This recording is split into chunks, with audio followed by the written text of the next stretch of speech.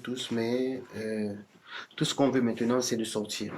Grâce à des vidéos tournées avec leur téléphone portable, des dizaines de ressortissants camerounais, comme Adrien, un marin de 35 ans arrivé en Ukraine il y a 10 ans, témoignent de leur quotidien difficile depuis le début de l'offensive russe. On a eu la chance de pouvoir faire certaines courses. On a acheté du riz, du sucre, la farine.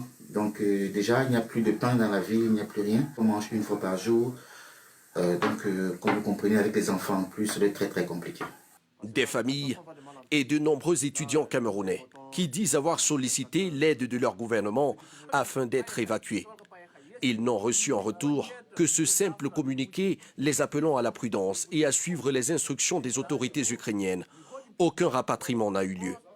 Nous avons appelé, nous avons fait tout ce qui était possible avec les ambassades, les autorités, mais tout ce qu'ils nous disent, c'est d'attendre, attendre, attendre.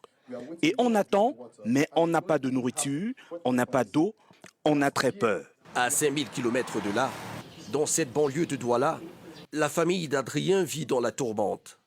Parti en Europe pour une vie meilleure, le jeune homme subvenait aux besoins de la famille et prenait en charge les frais de santé de son père, atteint de la maladie de Parkinson. Bonjour à tous, bienvenue si vous nous rejoignez sur France 24, bienvenue dans le journal. Regarder les informations ou discuter avec leur fils sur WhatsApp est devenu le seul moyen d'espérer pour ses parents.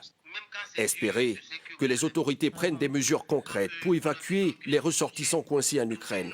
Quand tu envoies ton enfant d'aller chercher pour venir te soutenir et qu'il est en guerre, qu'est-ce que tu peux ressentir?